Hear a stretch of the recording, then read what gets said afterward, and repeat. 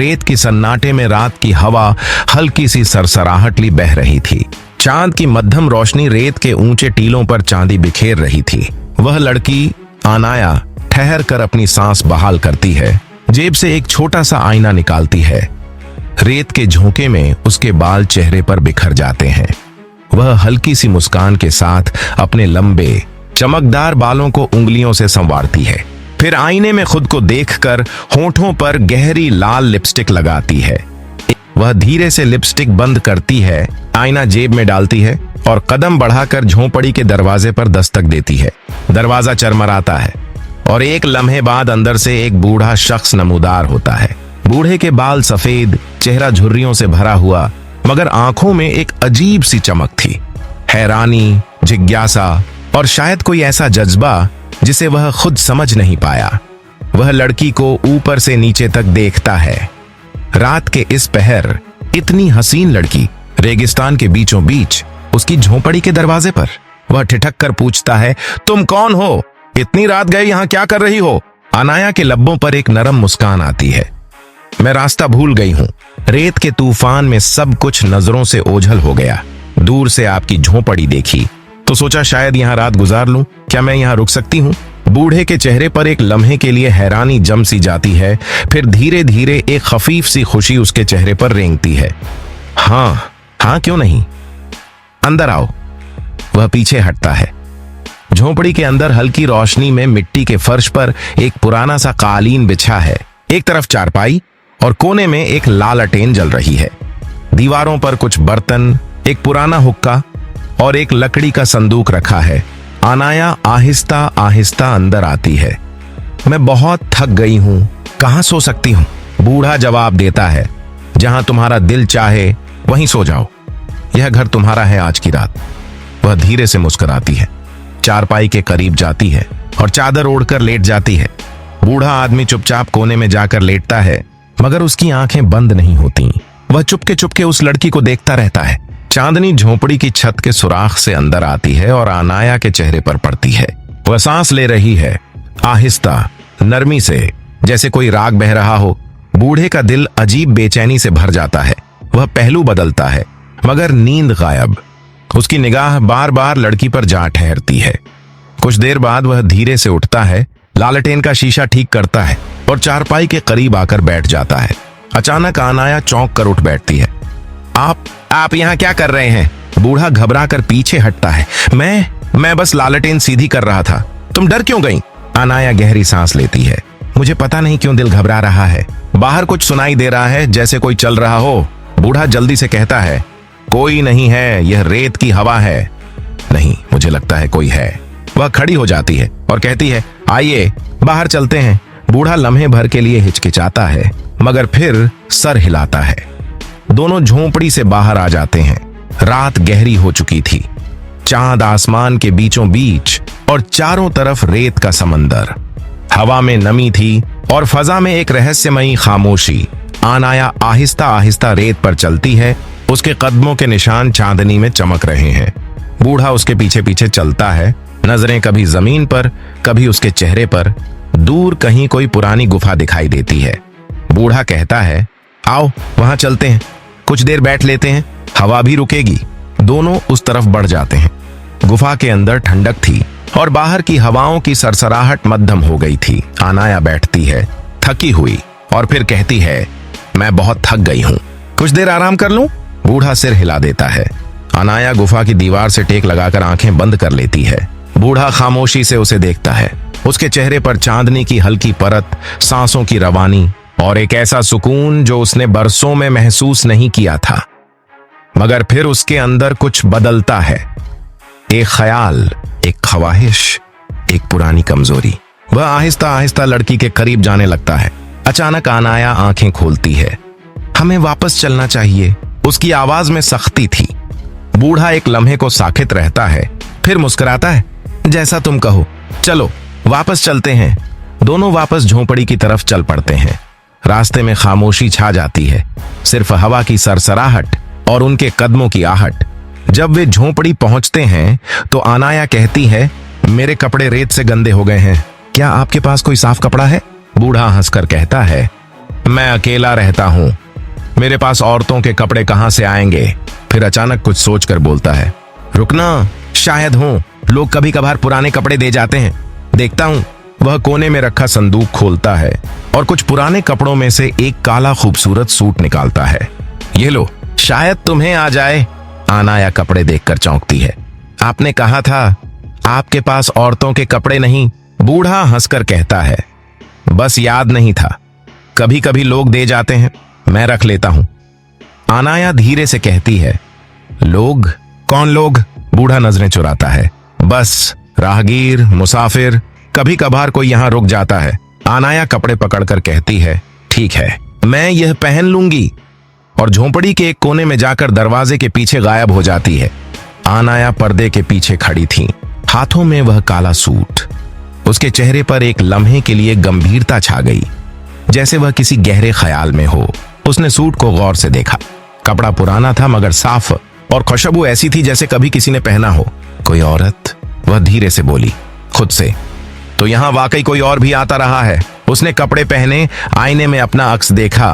काला सूट चांदनी में चमक रहा था और उसकी आंखों में एक अलग ही चमक उतर आई थी।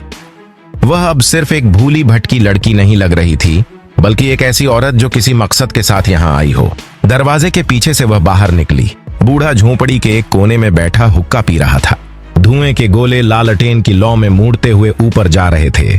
बूढ़े ने उसे देखा और जैसे कुछ पल के लिए सांस लेना भूल गया।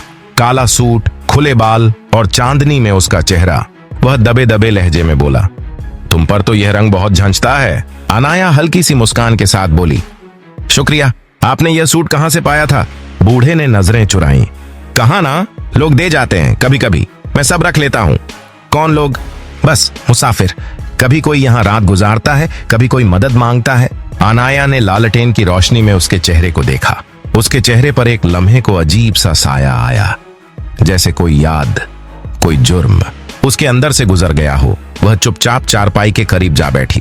आप अकेले रहते हैं? बूढ़े ने धुआं उड़ाते हुए कहा। हाँ, बरसों से। कभी कोई ठहरता है, कभी चला जाता है। इस रेत में तो सब कुछ आता है और सब कुछ गुम हो जाता है। अनाया ने नरमी से पूछा, कभी कोई ऐसा मुसाफिर आया जिसने वापस जाने का वादा किया हो मगर फिर न गया हो? बूढ़े के हाथ में पकड़ा हुक्का कांप गया। धुएं का गोला टूट गया। वह आहिस्ता से बोला, तुम ये क्यों पूछ रही हो? अनाया ने कंधे उचका दिए। बस ऐसे ही सुनने में आया था कि कुछ लड़कियां, कुछ औरतें इस इलाके से गुजरती थीं और फिर वापस नहीं गईं। बूढ़े के चेहरे पर पसीना उभर आया, हालांकि रात ठंडी थी। वह नजरें नीची किए बोला, रेत सब कुछ निगल लेती है, कोई वापस नहीं आता।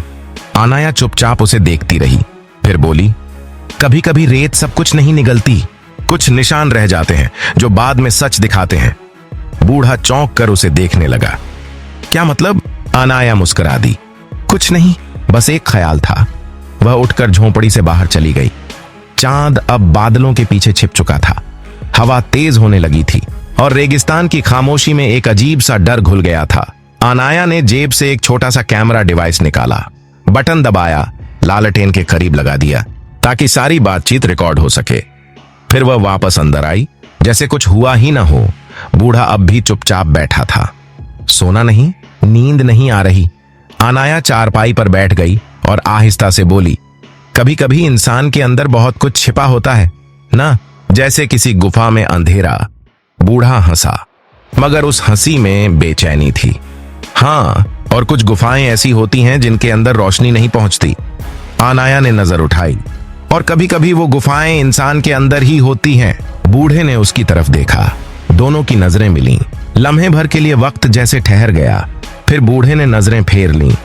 तुम बहुत बातें करती हो, थक नहीं जाती? अनाया ने नरम लहजे में कहा। मैं बातों से सच निकालना जानती हूँ। बूढ़े ने कुछ कहना चाहा, मगर अल्फाज जैसे कहीं गुम हो गए। उसने हुक्का नीचे रखा, उठा और बाहर चला गया। अनाया उठी, कैमरे की लाइट चेक की। सब कुछ रिकॉर्ड हो रहा था। वह आहिस्ता से बोली, अब देखते हैं तुम कितनी देर छिपे रह सकते हो। बाहर हवा जोरों से चलने लगी थी। बूढ़ा झोंपड़ी के सामने रेत पर खड़ा था, दूर आसमान की तरफ देखता हुआ। उसके लब्बों पर एक मध्यम सा जुमला आया, फिर से कोई आया है, जैसे पहले आती थी। अनाया बाहर आई। क्या कहा आपने? बूढ़ा चौंक गया। कुछ नहीं, तुम सो जाओ। रात गहरी है, आप भी सो जाइए। वह अंदर गई, मगर नींद कहाँ थी। उसने लालटेन बंद कर दी। सिर्फ कैमरे की छोटी सी लाल लाइट जल रही थी। कुछ देर बाद दरवाजा हल्का सा चरमराता है। अनाया आंखें बंद किए लेटी है, मगर कान पूरी तरह चौकस। बूढ़ा अंदर आता है। उसके कदमों की आहट आहिस्ता आहिस्ता चारपाई के करीब आती है। वह रुक जाता है, खामोश, जैसे किसी फैसले के किनारे खड़ा हो। अनाया की सांसें मध्यम हो जाती हैं, जैसे वह सो गई हो। बूढ़ा धीरे से झुकता है, हाथ बढ़ाता है, और उसी लम्हे लालटेन की लौ एक झोंके से भड़क उठती है। अनाया अचानक आंखें खोल देती है। क्या कर रहे हैं आप? बूढ़ा पीछे हट जाता है। बौखलाहट उसके चेहरे पर साफ थी। मैं बस देख रहा था तुम सो गई या नहीं। अनाया के चेहरे पर अब सख्ती थी। आपके अंदर बहुत कुछ है जो आप छिपा रहे हैं। बूढ़ा कुछ कहना चाहता है, मगर उसके होंठ बंद रह जाते हैं। लालटेन की लौ अब जोर से जल रही थी। कमरे में साए नाचने लगे। अनाया के दिल में अब शक यकीन में बदलने लगा था। यह आदमी आम मुसाफिर या नेकदिल फकीर नहीं। यह झोपड़ी सिर्फ पनाहगाह नहीं, यह किसी गुनाह की गवाह लगती थी। वह चुपचाप वापस चारपाई पर बैठ गई, मगर उसकी नजरें अब हर हरकत, हर सांस पर जमी थीं। रात बढ़ती गई। बूढ़ा कोने में बैठा, खामोश, मगर उसके अंदर जैसे कोई तूफान उठ रहा था। और अनाया जान चुकी थी अब सिर्फ वक्त का इंतजार है। कुछ देर तक सन्नाटा छाया रहा। फिर रघु ने धीमे स्वर में कहा, तुम बहुत खूबसूरत हो। तुम्हारे जैसी लड़की मैंने अपनी पूरी जिंदगी में नहीं देखी। अनाया ने उसकी बात चुपचाप सुनी, फिर नजरें झुकाकर बोली, शायद तुम भूल रहे हो, दुनिया में खूबसूरती बहुत है, बस देखने वाली नजर चाहिए। रघु हल्का सा मुस्कुराया, लेकिन उसकी आंखों में एक अलग सी चमक थी। वह धीरे धीरे चारपाई के पास आया। नहीं अनाया, तुम अलग हो। तुम्हारी आंखों में कुछ ऐसा है जो बाकी सब में नहीं था। अनाया ने सिर उठाया और उसके लहजे का मतलब तुरंत समझ गई। उसके चेहरे पर एक पल को डर सा लहराया, मगर उसने खुद को संभाल लिया। वह नरम लहजे में बोली, तुम्हें नींद नहीं आ रही रघु? रघु ने गहरी सांस ली। नींद? अब कहां? अब तो लगता है बरसों बाद कोई मेरा साथी आया है। अनाया ने धीरे से दिया बुझा दिया। अंधेरा गहराने लगा। बस बाहर से चांदनी की हल्की रोशनी छनकर अंदर आ रही थी।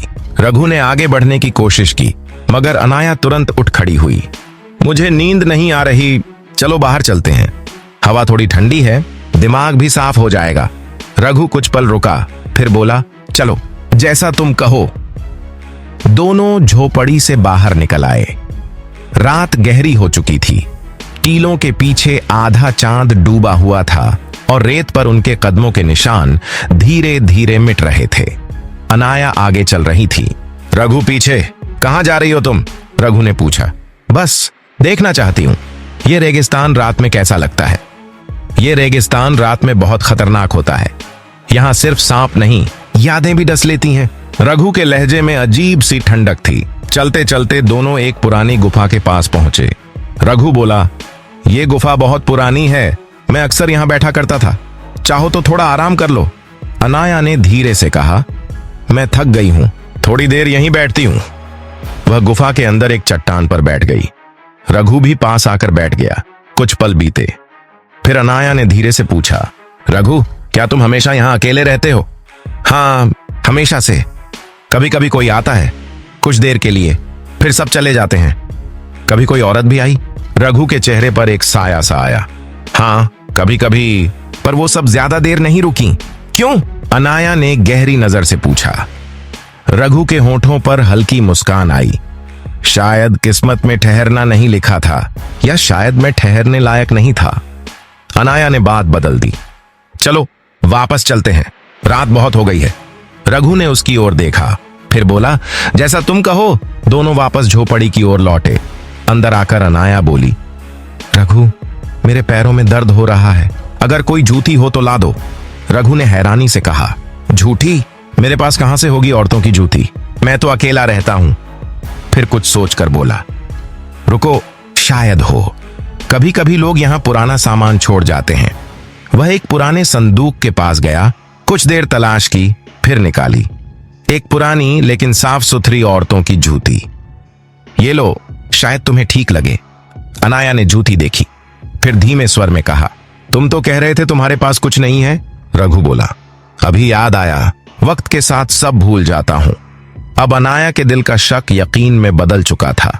वह समझ चुकी थी ये झोपड़ी आम जगह नहीं और रघु कोई आम आदमी नहीं। वह जूती हाथ में लिए बैठी रही। चेहरे पर सुकून था लेकिन आंखों में सतर्कता। रघु अपनी जगह बैठा लगातार उसे देखता रहा। कुछ देर बाद उसने कहा, अनाया, तुम जानती हो, जब से तुम आई हो इस झोपड़ी में फिर से जिंदगी लौट आई है। जिंदगी या वो यादें जिनसे तुम भाग रहे हो? रघु चौंक गया। तुम्हें क्या पता मेरी यादों के बारे में? अनाया के चेहरे पर हल्की मुस्कान आई। मुझे बहुत कुछ पता है रघु, इतना कि अगर तुम सच न भी बताओ तो भी सब सामने आ जाएगा। रघु की आंखें फैल गईं। तुम क्या कहना चाहती हो? यही कि तुम अकेले नहीं हो। रघु, ये झोपड़ी अब सिर्फ तुम्हारी नहीं रही। अचानक बाहर से गाड़ियों के इंजन की आवाजें आने लगीं। रघु का चेहरा पीला पड़ गया। दरवाजा जोर से खुला। पुलिस वाले अंदर दाखिल हुए। अनाया ने अपनी जेब से एक बैज निकाला। मैं inspector Anaya Sharma, crime branch से। रघु पीछे हट गया, जैसे जमीन उसके पैरों तले से निकल गई हो। तो तुम पुलिस हो? हाँ, और ये पूरा वक्त तुम्हारी बातें, तुम्हारा व्यवहार सब कैमरे में रिकॉर्ड हो रहा था। अनाया ने दीवार की ओर इशारा किया, जहां एक छोटा सा छिपा कैमरा लगा था। हमें शक था कि तुम कई लड़कियों को यहां बुलाते हो। उनके गायब होने के सारे सबूत अब हमारे पास हैं। रघु के चेहरे पर हार की झलक थी। उसके होंठ कांपे। मैंने कुछ गलत नहीं किया। सब झूठ है रघु। तुम्हारी झोपड़ी के नीचे जो सामान मिला वो सब बोल रहा है। पुलिस वालों ने रघु को हथकड़ी लगा दी। वह जाते जाते बस एक बार अनाया को देखता रहा। तुमने बहुत चालाकी दिखाई अनाया। नहीं, मैंने बस इंसाफ दिखाया। रघु को गाड़ी में बिठाकर पुलिस चली गई। झोपड़ी में फिर सन्नाटा था। बस वो दिया फिर से जल उठा। अनाया बाहर आई। रेत पर ठंडी हवा चल रही थी। चांद अब पूरा निकल आया था। वह एक पल के लिए आसमान की ओर देखने लगी, जहां रात के अंधेरे में उसकी जीत चमक रही थी। सच चाहे कितनी भी देर से सामने आए, पर जब आता है तो हर झूठ को जला देता है। याद रखो, गुनाह कभी रेत में नहीं छिपते। वक्त एक दिन सबके निशान दिखा देता है। अगर आपको ये कहानी पसंद आई हो तो वीडियो को लाइक, शेयर करें और हमारे चैनल को सब्सक्राइब करना न भूलें, ताकि हम आपके लिए ऐसी ही सच्ची और प्रेरणादायक कहानियां लाते रहें।